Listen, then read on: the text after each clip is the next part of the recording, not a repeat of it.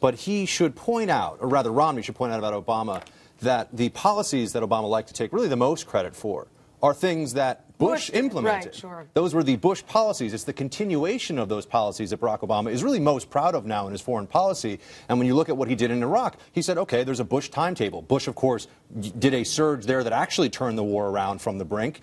And then they decided to pull out on the timetable Bush established. You look at the drone strikes, you look at sort of these counterterrorism measures, those were Bush things. And then Romney should say, okay, so when the country was at war, you were willing to criticize those things and say, I don't like those things, as candidate Obama. But then you realize that that was reality and you started doing them yourself and in fact think that it's awesome and are telling everybody how good it is. The other side of it is also the new things that came up, the Arab Spring being the biggest one. That's where I think Romney can really hammer away. What new visionary ideas has the Barack Obama foreign policy team come up with to deal with rising Islamism all across the Middle East? Well, what allies have they made in Egypt? What allies have they made in Syria? What allies do they have in Libya, by the way, a country that we saved from, a despot? That's really where I think he could go with this, and that's what I haven't heard him say it, and I'm really hoping he does, because those are two key differences. Well, I think, Buck, you just mentioned a key phrase that Mitt Romney should use repeatedly tonight, and that is Islamic radical terrorism and jihadism, and calling our enemies what they are, which this president seems to have been so unwilling to do. But I also agree with you, SC, that it's important that Mitt Romney not get bogged down in the tit for tat. Tonight is an opportunity for Mitt Romney to appear presidential, to appear in command of the facts, command of America's national security interests.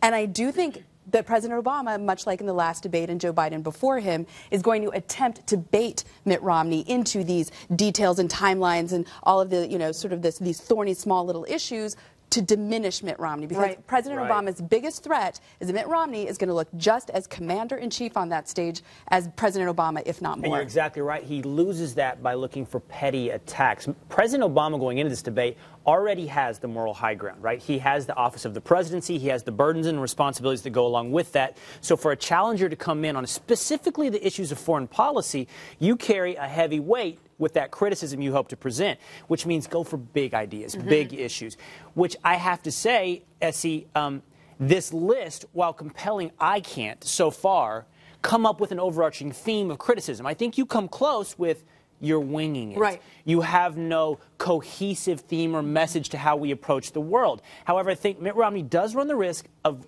delving into rhetoric over substance. You don't speak strongly. You don't present America as a power. And that is where you fail President Obama. And I think he has to provide more than rhetorical criticism. Well, so I actually did see kind of an overarching theme on Essie's board here. I don't know if it will connect with the average American, but what I thought is more that it's a lack of principles.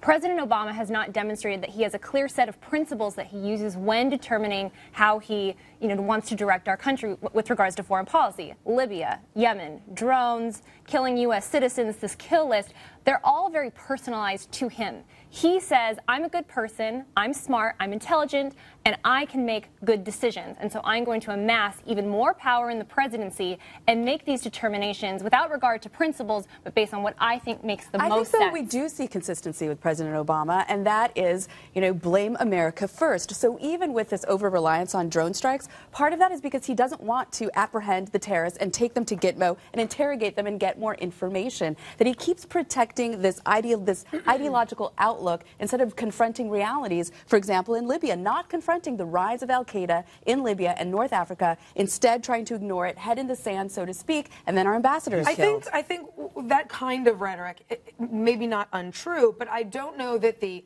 Obama likes to blame America. I don't know that that reaches that group in the middle. I don't think it does. I think that speaks to the base. I think the way he needs to speak to the middle or those undecideds or the people who are disappointed is to say, this is a mess. Pick a country on the map, and we have strategic interests there, and our relationships are a mess. And that's because we don't have a president who has a clear vision. And I think it's a little bit of what you're saying, too.